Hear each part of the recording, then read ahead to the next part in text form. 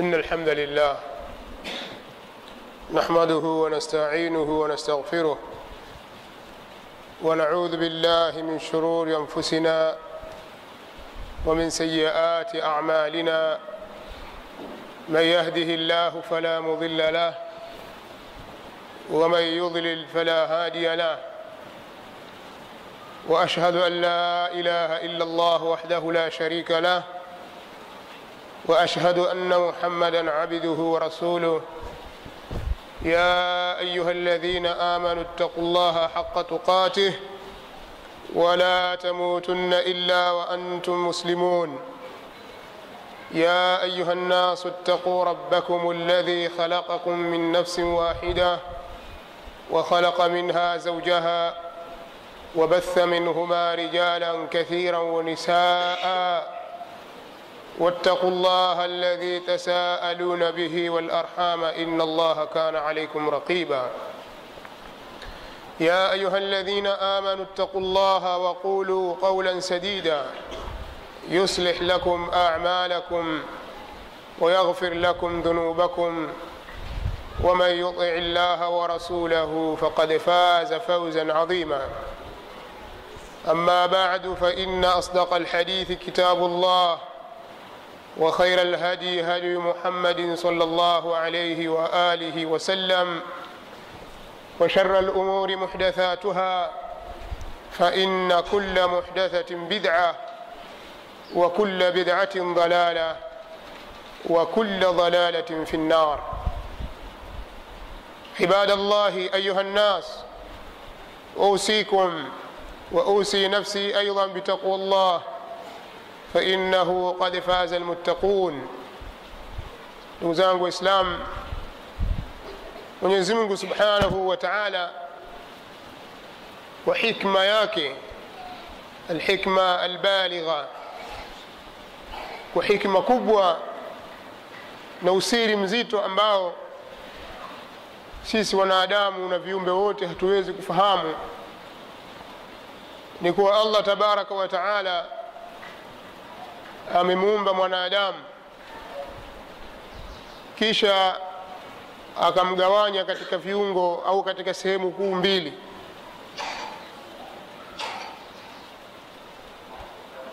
Mwanadamu ana dhahir na mwanadamu ana siri. Mwanadamu ana nje na mwanadamu ana undani.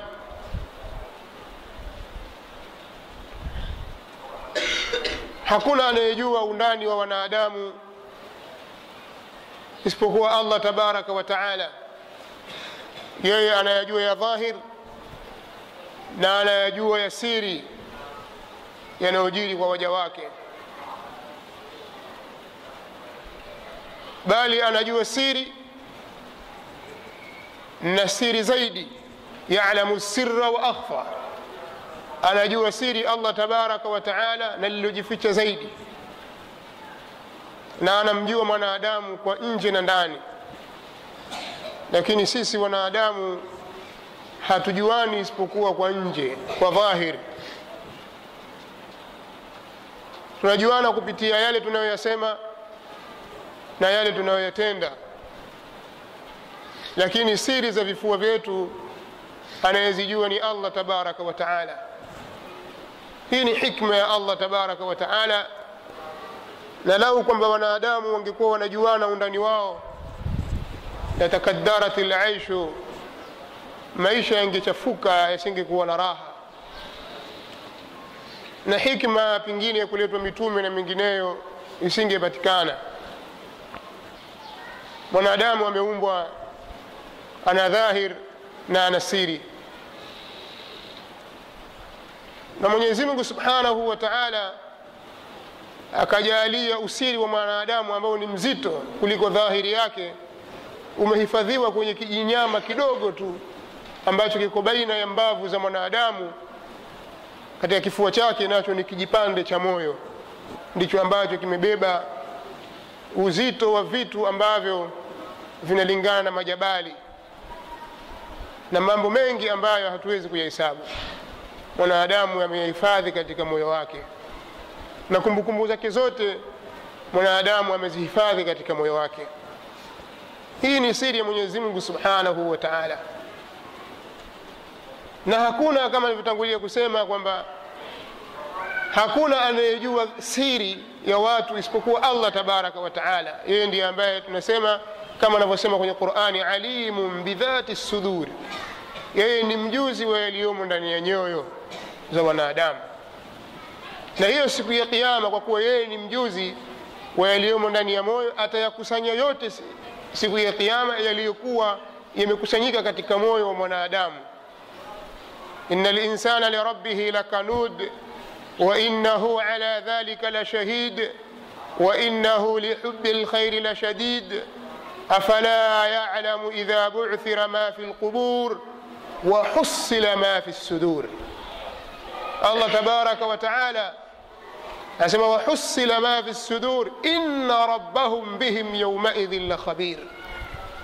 Allah tabaraka wa ta'ala anaelezea hivi hawajui siku ambayo watu watakaofufuliwa kutoka kwenye makaburi na yakakusanywa yaliyomo katika nyoyo, mambo yote yaliyokuwepo katika moyo wa mwanadamu yakakusanywa na Mola wao, kwa wao siku hiyo ni mjuzi mno.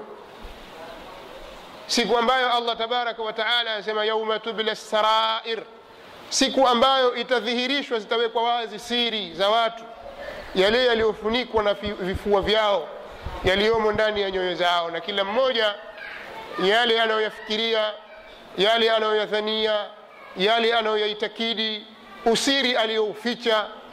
Kila mmoja katika sisi ni shahidi kwa alionayo katika nafsi yake. Mwenyezi Mungu Subhanahu wa Ta'ala ameweka hikma kubwa kwa kumgawa mwanadamu katika hali hii.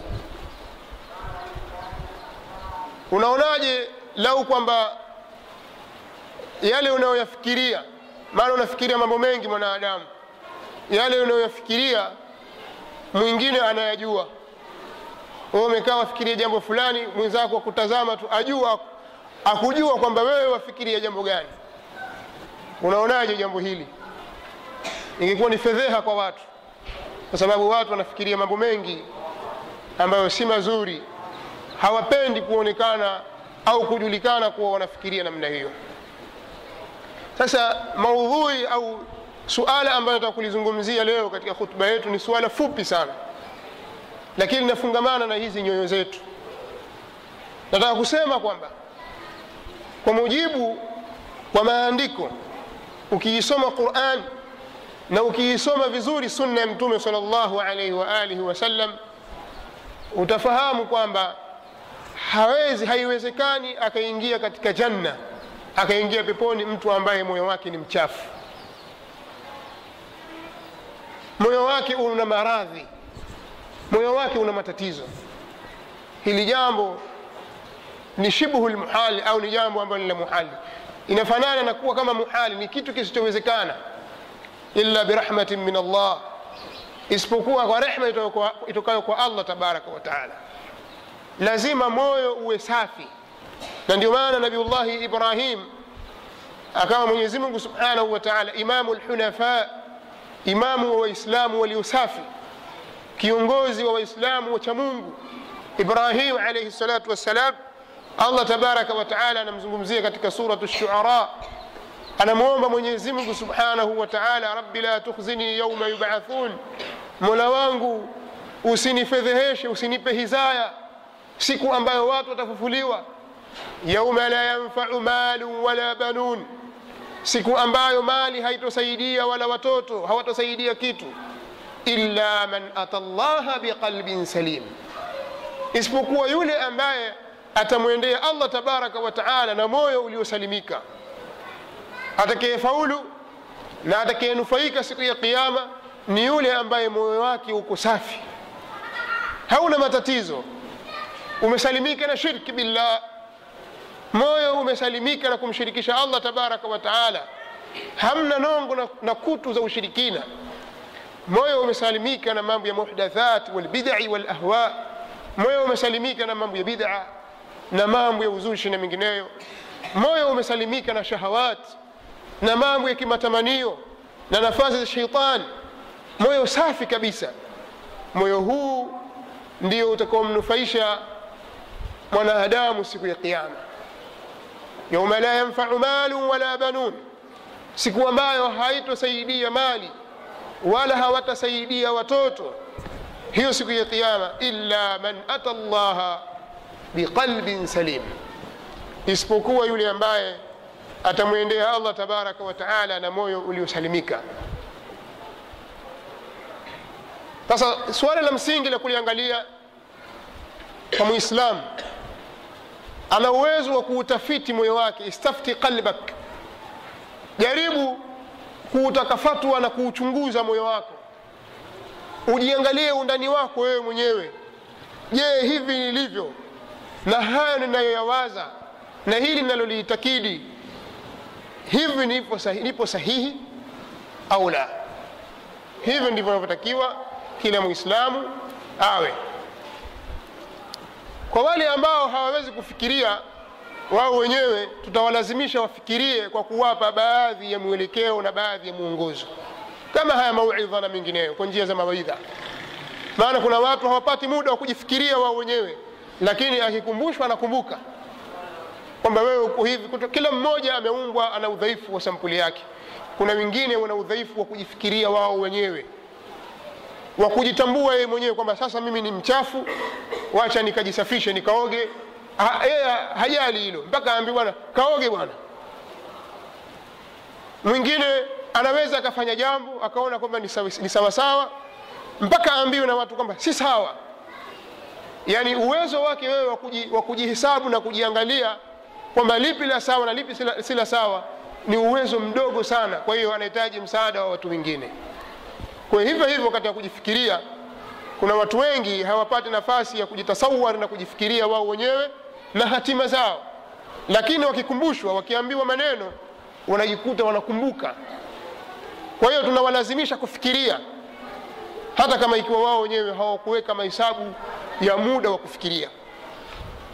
Sasa Mwenyezi Mungu Subhanahu wa Ta'ala ametuumba, ametupa maarifa na akili timamu, na lengo kubwa ni kumtumikia yeye na kumwabudu yeye, tuishi katika hali ya usalama mpaka tutakapokuwa tumekutana na yeye Subhanahu wa Ta'ala.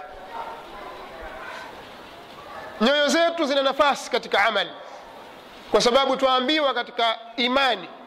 Ni nini imani? Ukileta taarifu na maelezo ya imani, utakuta moyo una sehemu kubwa katika kumsalimisha mwanadamu na kuhesabika mwanadamu huyu ni mu'min. Inasemekana au kisheria inaambiwa kwamba imani ni at-tasdiq au an-nutq bil-lisan wa i'tiqad bil-janan wa 'amal bil-jawarih wal-arkan. Imani, maana ya iman ni kutamka kwa ulimi, yani yale unayoyatamka kwa ulimi wako katika amali njema, kama ni dhikrullah, kumdhukuru Allah, au kusoma Qur'an na mengineyo, yani kumsabihi Mwenyezi Mungu na kumkabir. Yale unayoyatamka ni katika sehemu katika imani. An-nutqu bil-lisan ni kutamka kwa ulimi. Kadhalika imani ni al-i'tiqadu bil-janan, kuitakidi kwa moyo. Yale unayoitakidi ndani ya nafsi yako, katika moyo wako, ni sehemu katika imani, na yatakikana yaafikiane yale unayoyatamka na yale yaliyomo ndani ya moyo wako. Kadhalika wa amalun bil jawarih wal arkan, na kufanya amal na kutekeleza kwa kutumia viungo vyako, kutekeleza nguzo za Uislamu na mambo mengineyo katika nguzo, katika mambo ya dini, kwa viungo vyako. Kwa yale unayoyatenda yaafikiane na yale unayoyasema, na yale unayoyatenda na kuyasema yawe sawa sawa na unavyoitakidi ndani ya moyo. Lakini itakapokuwa mathalan wewe unachosema na kingine na unavyoitakidi ni vingine, hii inaitwa nifaq, yani unafiki. Kama wana Mwenyezi Mungu anavyowazungumzia wale watu ambao walikuwa wakimjia Mtume sallallahu alaihi wasallam wakisema tumeamini, tashuhudia kwamba wewe ni mtume wa Allah, lakini Mwenyezi Mungu anasema yaquluna biafwahihim ma laysa fi qulubihim, wanatamka, wanasema kwa vinywa vyao yale mambo ambayo hayamo ndani ya vifua vyao, kwa maana kwamba wanamfanyia istihzaa bwana mtume sallallahu alayhi wa alihi wasallam. Kwa hiyo kauli yako inatakiwa iambatane, iwe inatoka ndani ya dhamiri yako, ndani ya moyo wako, yani vile unavyotamka ndivyo unavyoitakidi. Kwa hiyo ikiwa unatamka maneno ya kheri, basi iwe kweli unaitakidi ndani ya moyo wako kheri. Sisi hatutokubali au hatutoangalia isipokuwa yale utakayoyatenda na kuyatamka. Hatujui kilichomo ndani ya nafsi yako. Kwa hiyo basi, ikiwa wewe unayatenda mambo mabaya au unatoa kauli chafu, kauli mbaya ambazo si kauli za sawa sawa, usituambie kwamba Mungu ndiye anayejua bwana moyo wangu uko vipi, imani iko hapa bwana. Hayo masala ya Mungu ndiye anayejua, tumwachie Mungu, kweli yeye Allah ndiye anayejua, lakini sisi tutakufunga na kukuhukumu kwa kauli yako na vitendo vyako unavyovisema, kwa sababu sisi tunahukumu dhahir. Nahnu nahkum bidhahir wallahu yatawalla as-sarair.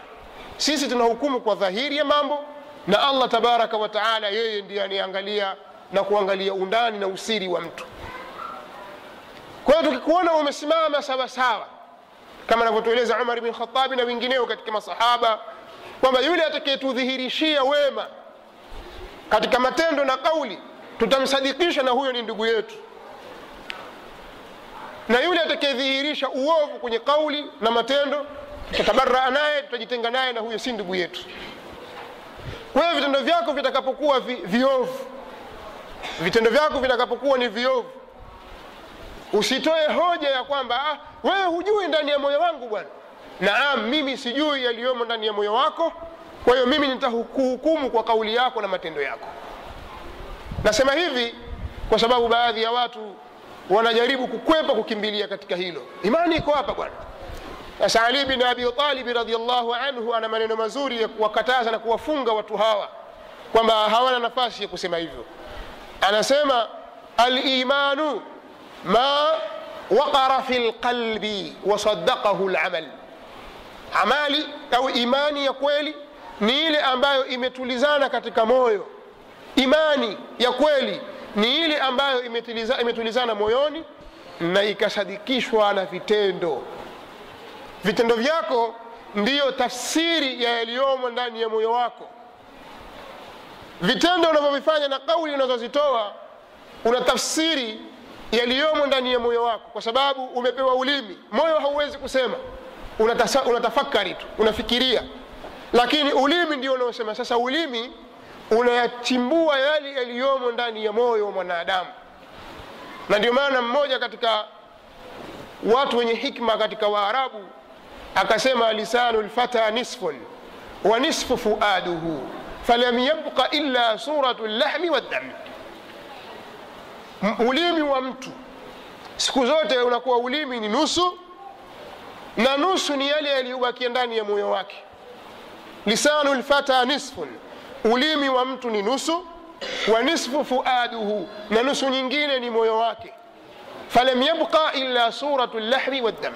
Kwa hiyo hapo hakuna kilichobakia sasa isipokuwa ni umbile na sura, umbile la nyama na damu, yani dude limebakia. Lakini mwanadamu hasa ukitaka kumjua ni ulimi wake na moyo wake.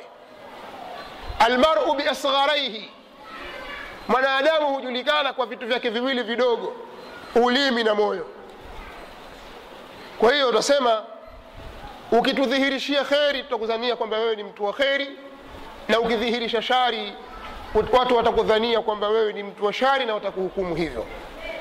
Kwa hiyo kinatakiwa kwa Muislamu ni kuutengeneza moyo wake na kuufanya moyo uliokuwa makini katika imani, kumwamini Mwenyezi Mungu Subhanahu wa Ta'ala, na kumwamini Mtume Muhammad sallallahu alaihi wasallam, na kuamini malaika, na kuamini vitabu, na kuamini siku ya mwisho, na kuwapenda waislamu wenzake na kuwadhania kheri. Hivi ndivyo Muislamu anavyotakiwa awe. Katika khutba ya pili tutazungumzia masala ya salamatu as-sadri, kusalimika moyo wa mwanadamu. Wachilia katika swala la imani, yani kusalimika moyo wake kwa upande wa ndugu zake Waislamu. Maradhi ambayo yanaweza kumsibu mtu katika moyo wake yakamzuilia kheri nyingi, akakosa mambo mengi ya kheri, pamoja na kwamba anafunga, anaswali, anatoa zaka, anatoa sadaka na mengineyo katika mambo ya kheri anayofanya, lakini kuna uwezekano wa kuvurugika mambo hayo kwa sababu ya moyo wake mbaya. Sasa haya nitayazungumza kwa mukhtasari insha Allah katika khutba ya pili. Wallahu ta'ala a'la wa a'lam.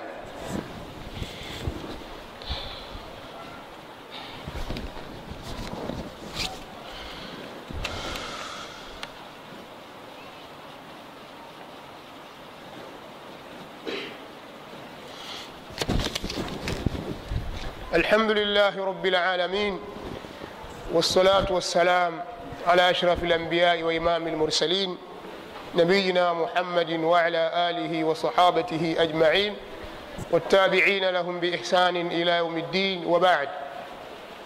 تزangu Islam, kama nilivyotangulia kusema kwamba mwanadamu Mwenyezi Mungu Subhanahu wa Ta'ala ana hikma nzito kwa kumfanya mwanadamu ana sehemu mbili. Mwanadamu ana dhahir na mwanadamu ana siri. Mwanadamu ana undani na mwanadamu ana dhahiri inaonekana na kusikika kwa watu. Kisha Mwenyezi Mungu Subhanahu wa Ta'ala akaweka hikma vile vile ya kuwafanya wanadamu hawajuani yaliyomo ndani ya usiri wao, wanajuana kwa dhahiri tu, kwa yale wanayodhihirisha kwa vitendo na kauli. Lakini akafanya yeye Mwenyezi Mungu Subhanahu wa Ta'ala peke yake ndiye mjuzi wa yale yote yaliyomo katika nyoyo na siri za wanadamu. Ya'lamu sirra wa akhfa, Mwenyezi Mungu anajua siri na yale yaliyojificha zaidi. Naweza kusema kwamba wengi wetu,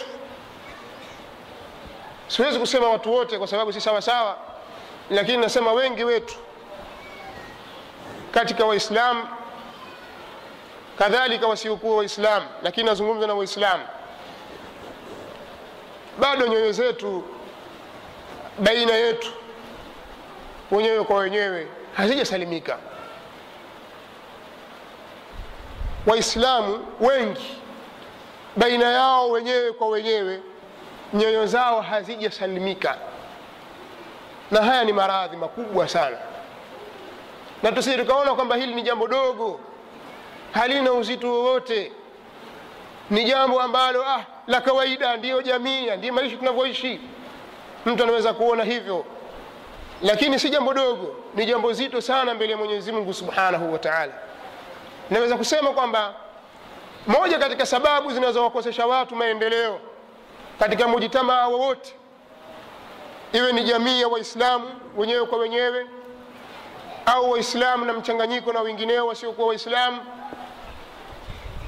jamii yoyote ile na mkusanyiko wowote ule, utakapokuwa watu wanaishi na nyoyo zao haziko pamoja wala hazijasalimika baina yao, bado zina vidonda na makovu baina yao, watu hao hawawezi kufaulu kabisa, na wala hawawezi kupata maendeleo, si ya dini wala dunia.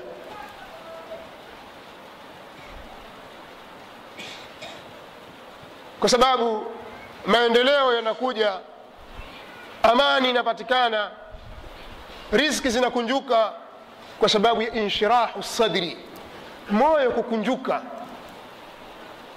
Lakini moyo ukiwa na inqibad, yani ndani yake kuna moyo umesinyaa, umejikunja, hauna raha juu ya mwenzako, juu ya fulani, juu ya fulani, hauwezi ukapata saada katika maisha yako, kwa sababu hakuna raha kama raha ya moyo. Hakuna raha kwa mwanadamu kama raha ya moyo, na moyo unapotulia na kiwiliwili nacho kinatulia. Sasa ikiwa moyo wako wewe hauko sawa sawa, bado una chuki, moyo umejaa hasad, umejaa hikdi dhidi ya wengine, hautaweza kufaulu, si hapa duniani tu, hata akhera. Sasa naweza kusema kwamba kwa kiasi kikubwa sana hatuwezi kufanikiwa kwa sababu nyoyo zetu sisi haziko sawa sawa baina yetu, kwa sababu ya uhasidi baina yetu. Ndugu anamhusudu ndugu yake, rafiki anamhusudu rafiki yake, huyu na huyu nyoyo zao haziko sawa sawa. Na hili jambo niliwahi kulizungumza huko nyuma, na hizi katika athari mbaya sana. Mtu unaweza kukaa naye akakusifia wewe kwa kheri, mashaallah wewe bwana kadha wa kadha, watu si wanavyosifiana, wanakaa katika mikao yao. Huyu akamsifia mwenzake, akimshamaliza akiondoka yule, akija mwingine atamsema yule, sema yule bwana yuko kadha kadha bwana, hata mimi hataningalii yule. Mbona kumwambia mwenyewe? Wazungumza pembeni, mbona wamsengenya, mbona wamsema vibaya, na pengine akamdhania vibaya, suu dhann. Kwa nini? Kwa sababu nyoyo zile bado haziko sawa sawa, na kuna sababu nyingi zinazopelekea katika jambo hilo.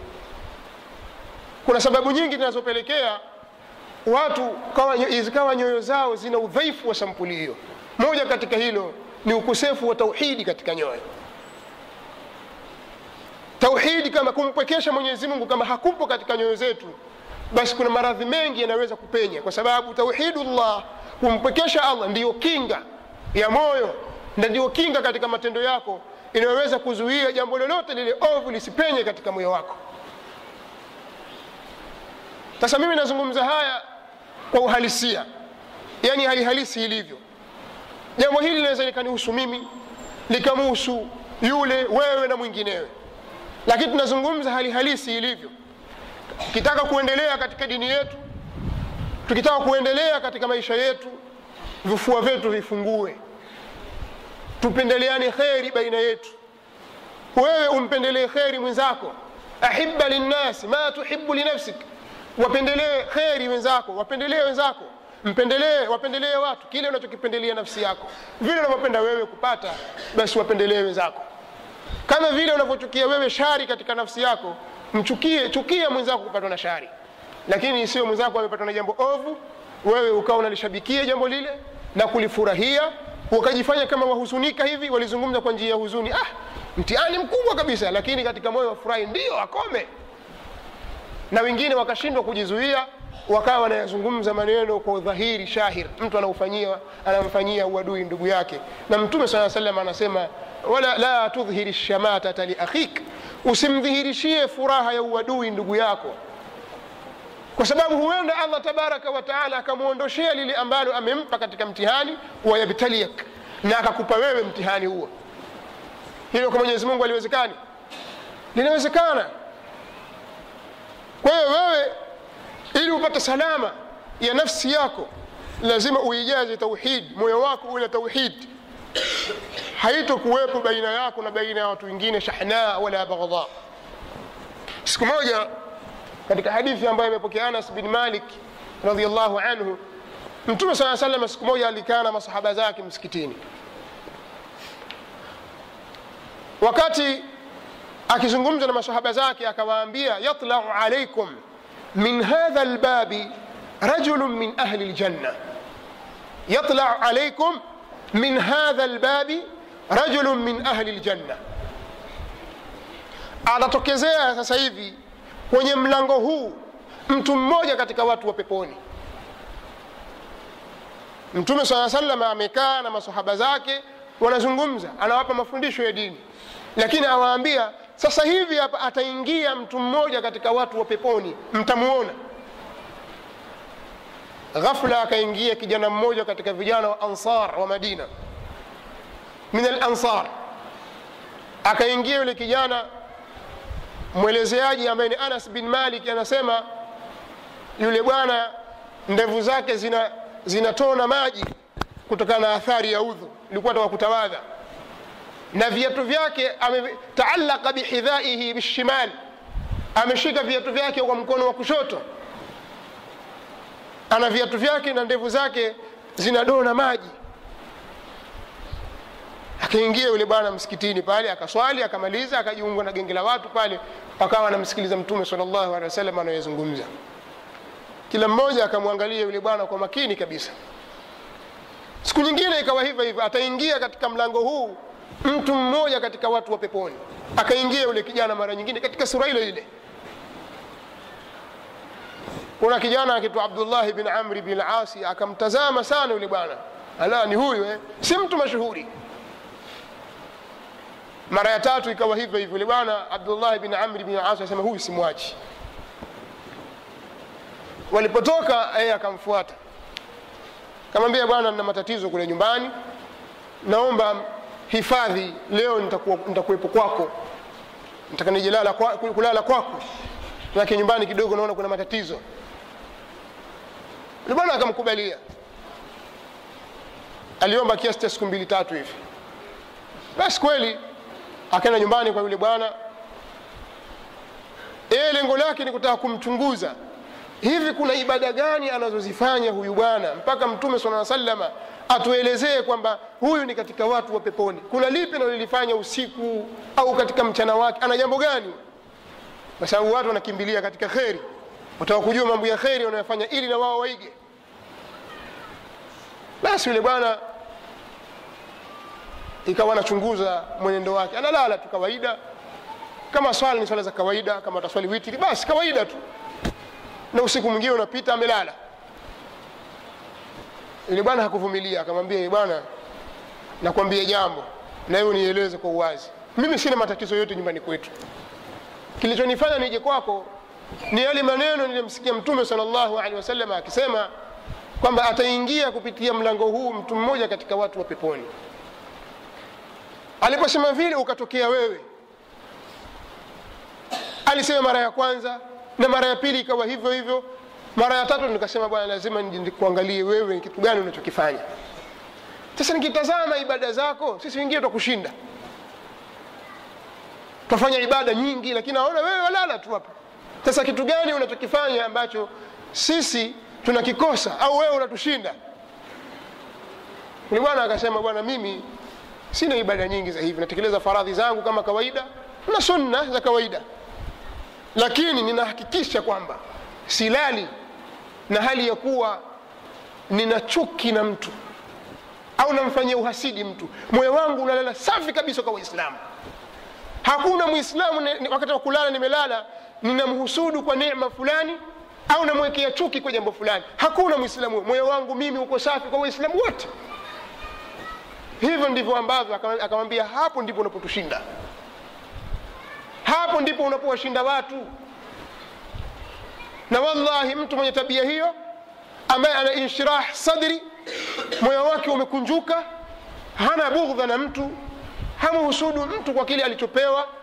Kile alichopewa mtu akiona kwamba ni cha kawaida, yeye anamuomba Mwenyezi Mungu kwa njia yake, kwa sababu Allah ni dhul fadli al-azim.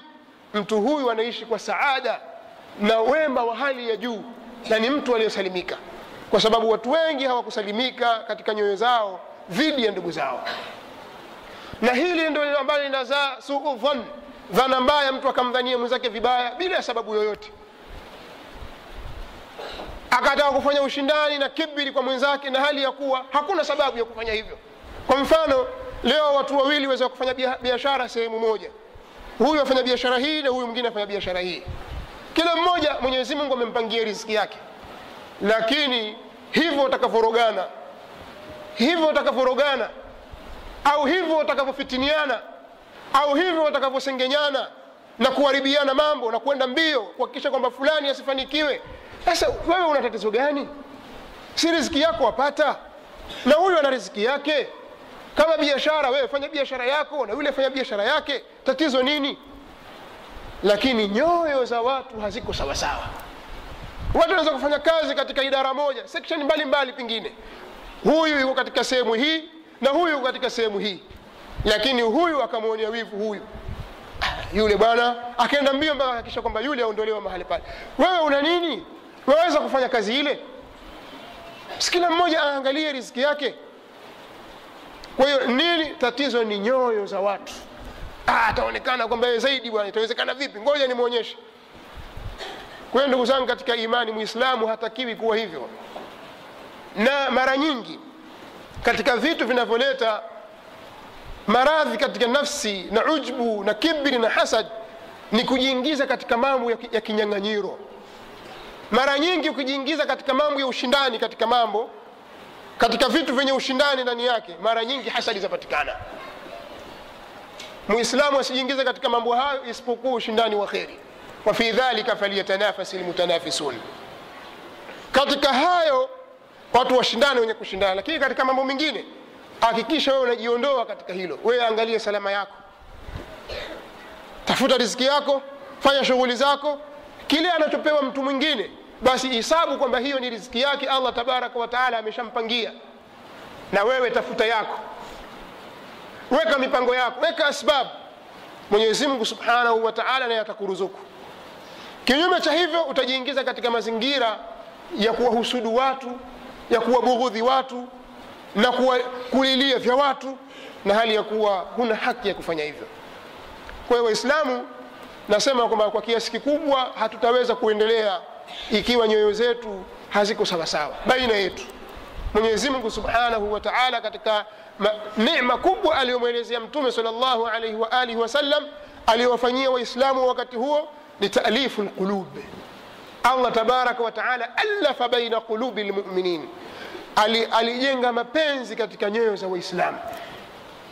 Sasa na sisi tunatakiwa tujenge mapenzi baina yetu. Anachokipata fulani basi kihisabu kwamba ndio mimi.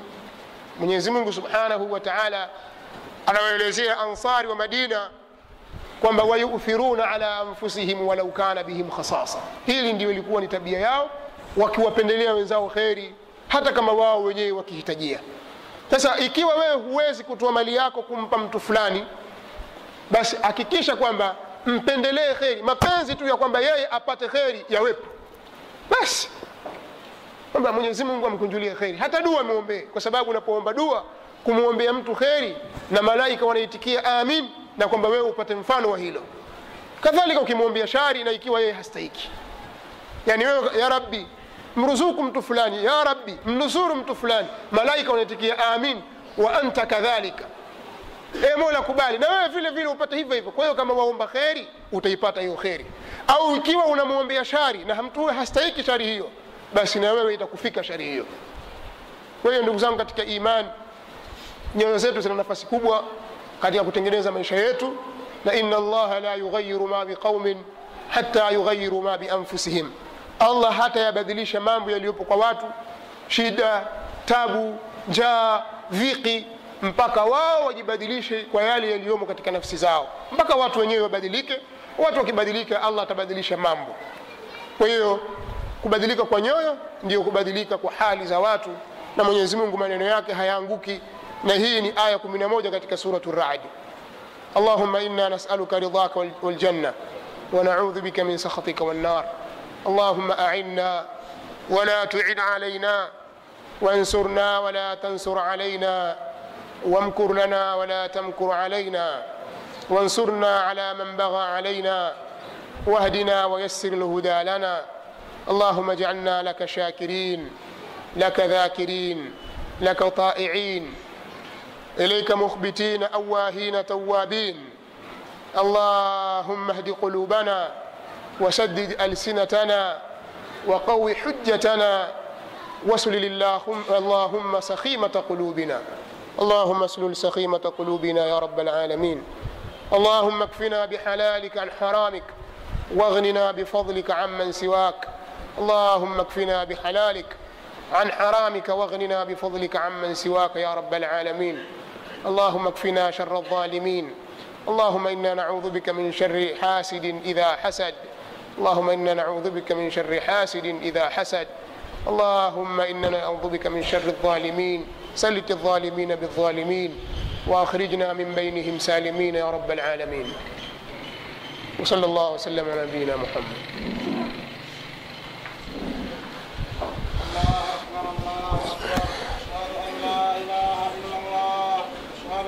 محمد رسول الله. حي على الصلاة حي على الفلاح.